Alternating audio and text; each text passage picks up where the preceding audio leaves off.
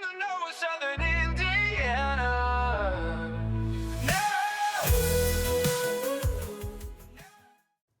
We're spotlighting some of our favorite local stops right here in Southern Indiana on Southern Indiana Now. We're taking it to the streets and there's lots of fun going to be seen. We definitely want to make sure you stay connected with all the things here at Southern Indiana Now.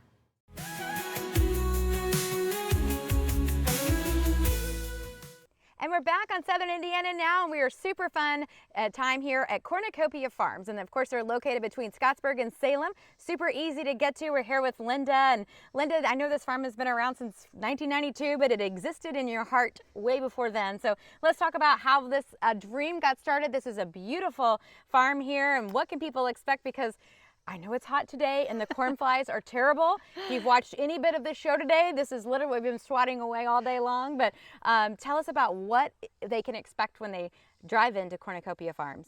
Okay, first of all, it's a dream of mine since high school on a 4-H trip. I'm originally from Tennessee, and we went on a 4-H trip. I went through some small towns in Indiana and Illinois that were doing some fall festivals, and I said one of these days that's something I'd like to do. Fast forward several years, my husband is originally from Washington County, born and raised, and wanted to raise our family close to family, so we chose to move back here. We bought this farm, and we started doing a corn maze in 1999. Been growing pumpkins since 92, but started corn maze then. We have a soybean maze. We have a petting farm, slides, straw house. We have lots of pumpkins, all the kinds of pumpkins that and in anybody, Indiana, we grow more than orange. So yes, we yes, do, yeah. Yes, when I grew up, I wasn't aware that pumpkins came in all different colors. Yeah. But anyway, we grow pink, blue, green, orange, of course, white, all the different kinds. So come here in just a few weeks. We actually open to the public for sales. We have over 7,500 mums to sell of like 40 different varieties of mums. So those we start selling Labor Day weekend. Okay. We're open Friday, Saturday, Sunday. You can check our hours on our website. And then we will have a few pumpkins then, but most of the pumpkins will start coming in September. Our pumpkin shed will be open. Actually, that weekend we're planning to have fudge and apple cider slushies and donuts, the good stuff that people like to come and get in the fall. Yes. So we'll have those that weekend too. And then regular farm admission starts the weekend after Labor Day, where people can actually go out the corn maze and the petting farm and do those activities. We do school groups here at the farm, usually starting about the middle of September through the end of October. Yeah. So. Yeah. And you do birthday parties and special events and probably weddings if you wanted to. So no weddings. No weddings. Okay, we'll cut out weddings. We've had some engagements. Okay, engagements. But that's fine. we do have birthday parties and that kind of thing. It is very much a family farm. I want to mention this is your home. Yeah. People say, when do you go home? I said, I don't know. We live here. But my husband Kevin and I, we actually will be celebrating our 40th wedding anniversary during October. Okay. So we may do It's a labor of love for sure then. Yeah. And then we have 2 sons and their wives who help here on the farm. And then there is a 3rd generation that's coming along, and their oldest is 3. And he was here yesterday helping move stuff around and start picking up. So, I love that. You know, we hope that the farm sustains to that generation too. Well, congratulations. What a legacy, and what a nice blessing to have this in Southern Indiana. So make sure it becomes a stop for you this fall. You can get pumpkins, you can get mums, and you have a beautiful farmer's market too. Yes. Let's talk about that. In our market, of course, we sell pumpkins, but we also sell a lot of the fall squashes that you might like. A lot of fall decor if you're looking for something to put on your porch or in your yard. We have that. And then, of course, we have the fudge and the donuts and the apple cider That's where you can find all the goodies. Okay. And we have a cafe that's open on weekends, Friday, Saturday, Sunday. Wow, I did not realize all these things. Yeah, I come love on it. back. That's why I love doing this show. I'm like, we- oh, I'm making notes of slushies and donuts. And We sell hamburgers from our own beef that we raise here on the farm. Oh, okay. And grilled cheeses, hot dogs, fun things that kids like to eat. We I love also it. do that on the weekends. Yeah. Okay. You can check them out online, Cornucopia Farms. Again, it's located between Salem and Scottsburg. Super easy to get to. We'll be back right here on Southern Indiana Now. I'm Kelly Trask. Wherever you go, our stations have your music, local news, local sports, and local weather covered. 95.3 WUME brings you today's best hits, along with Paoli Sports, local news, and weather. 98.7 WSCZ plays the timeless favorites from the 60s, 70s, and 80s, as well as local weather and Orleans High School sports. And 96.9 WKLO keeps it country with all your favorite classic country hits, plus Corridon and North Harrison High School sports, as well as local news and weather. Your soundtrack for Southern Indiana is found on 95.3 WUME, 98.7 WSEZ, and 96.9 WKLO. And we're back on Southern Indiana Now. I'm Kelly Trask, and we are in beautiful Washington County, Indiana, in gorgeous downtown Salem, right on the square. Salem has a gorgeous square. If you haven't been here yet, you definitely need to check it out. So many fun things around to see, but definitely we are excited to be hanging out with Ashley right now with the Washington County Economic Growth Partnership about all things and businesses and ways industries and manufacturing can get connected to Southern Indiana. You have a new park project that's shovel ready. So let's talk about Hessel Park and how maybe a manufacturer or developer can get connected with that project. Right, so JF Hessel Park is a key part of our economic development. So it's around 100 acres. It is certified Indiana shovel ready, which means that it's ready for light manufacturing. Okay. It has utilities already there, so it has water, wastewater, electric, natural gas, and fiber already installed. So it makes it an ideal location for businesses to develop. It's definitely a valuable asset that we hope that will attract new manufacturers to Washington County. Yeah, I'm sure it took a lot of work to even get it ready to go that point, and now you're just ready for people to move in. We are. Yeah, so let's talk, if someone wants to get connected with that project, or they're thinking, oh, I would like to expand to Washington County, what's the best way to reach you on that? So they can either reach me, well, through our website is one way they can reach me. Through my email is director at it's Washington County, WCEGP.org. All right. Or I have a phone number also that they can call me on my cell phone. Yeah. That seems like an old school thing to say. Somebody can actually pick up the phone and call. Yeah, I do have a cell phone. Okay. It's 812-620-5809 if they want to reach me and talk about Hessel Park. Yeah. I love that. Okay, so you are a Washington County native, so you grew up here and lived and worked and played here. So let's talk about some of the unique characteristics of Washington County. What are some things you find endearing, not only from a living here, like a homestead thought, but from a investment standpoint or from a business growth that you've seen over the years? So what do you love about Washington County? So one of the things I love about Washington County is we have great access to parks and trails. We have lots of local events that the community can be a part of. We have Lake Celinda, which is a beautiful lake. We're actually putting camping sites out there. Okay.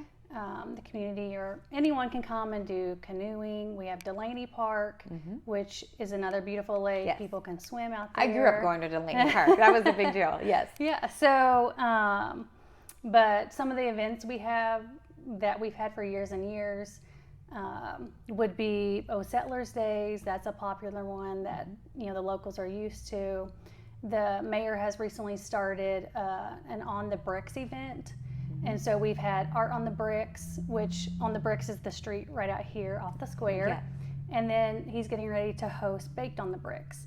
So hoping to have more events that, everyone from in Washington County or outside of Washington County can attend and be a part of. You throw food in the mix and you're going to get people. That's for sure. Well, I do love a lot of the history in Washington County, and it's a great place. It's growing and thriving and bustling, so this would be a good spot for anyone to develop. I always say in my travels in southern Indiana, all roads go to Salem. I mean, every major point to get to one point or other comes through Salem, so you get to know all the fun places. So do you have any favorite recommendations or businesses that you enjoy eating at, or fun little things that you like to do?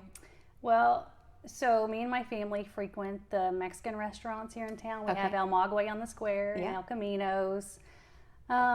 So we love the Chinese restaurant. We have Tumbleweed that we go to. All the things. So those are some favorite restaurants. But I mean, like I said, our parks are really nice. And then we also recently, the Monon Trail is open now here in Washington County. It's open in Campbellsburg, Salem, and Pekin. Okay. So all trailheads are open. So those are really nice if you like to get out and take a walk in the evening, do a bike ride. Those are really nice to do. I love that. I know Cheddar Depot is always one of my Cheddar Depot is a good one too. I forgot about that one. I mean, I can go with all of the, no, that's exactly right.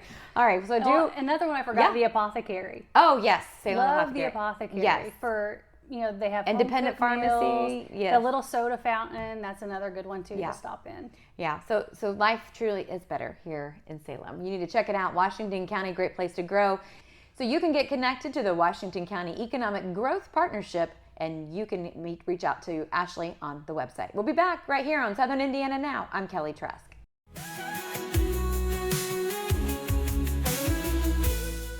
Join me, Jay Hubbard, weekdays from 6 to 10 every morning. It's Jay's Morning Wake Up Call, blending today's greatest country hits with local news, weather, and a couple laughs. Jay's Morning Wake Up Call on 92.7 WXKU. And we're back on Southern Indiana Now. I'm Kelly Trask, and we are in beautiful Washington County, Indiana at Beck's Mill Grove, talking with Judy, who's an amazing volunteer. And a lot of people may not know what this area is, so that's why we do this show. So we bring you all the hidden treasures in Southern Indiana. Judy, thanks so much for joining us today. And tell us a little bit about what we're standing here looking at and how you got involved and all the different fun things. Well, this is Beck's Mill. It's historical, established in 1808, but this is the third mill at the site, we believe. This one was started in 1863, finished in 1864. And how I became involved with Beck's Mill is I'm an artist, and I would sit on the bridge and paint the mill or sketch the mill. And I noticed every year a block of the foundation floating down, or a piece of the boards was falling down, and I thought, I wish somebody would pick up and try to take care of the mill or do something. And the Cook family out of Bloomington, Bill and Gail Cook, was interested in helping us with that first project, and finished in 2008. Started in 2007, the restoration. So let's talk about the importance of this historical site and tell us what happens now. Well, we're getting ready to celebrate 217 years and everything on August the 23rd from 11 o'clock to 4 o'clock, and we're going to be charging a reduced rate for our adults, only $2 that day. And of course, all children are always admitted free, 16 and under. And we will be having the Cord and Dulcimers play that day. And there'll be a lot of flea market and craft booths up in our parking lot. And we've got the birthday cake, of course, because you can't have a celebration without birthday cake. Cakes are always important. But anyhow, the reason that we celebrate this is because it's the anniversary date of the first grind. August 28th, 1808 was the first grind.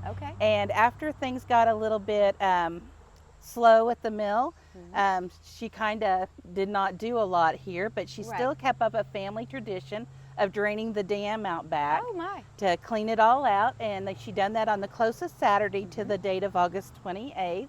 And so everybody in town knew that Essie was going to drain the dam. And they brought out their picnic lunches and watched her work. And she thought, gosh, I'm not making any money off these people, so I'm going to start charging them. So she decided to start this as a tourist attraction. 1920s Evansville newspaper proclaimed Beck's Mill the best tourist attraction, best chicken dinner. She just had to let her know the night before how many chickens to chop up. Oh my goodness. that is all Essie's doing, is celebrating the Yeah. birthday and All right. everything. So, Fantastic. Well, it's going to be a great event. Where can they go online to get more information if they'd like to come? www.becksmill.org. Okay. We'll tell them about, we're also on Facebook. All right, fantastic. Super fun site. You can come inside and see how they grind the mill or they grind the corn. Corn, yes. And all the different things here. So this is celebrating definitely a piece of history. You don't want to miss it. Your kids will love it too. Plus there's a fun waterfall in the back. And also this is attached to a cave system, right? It is, yeah, absolutely. It's the Click Beck Cave, and Okay. that's where we get our power from to grind the corn and everything, is from the water-fed cave. Wow, so that's super fun. If you have some history and interest in that, you want to make sure you're getting more information. We'll be back here on Southern Indiana Now. I'm Kelly Trask.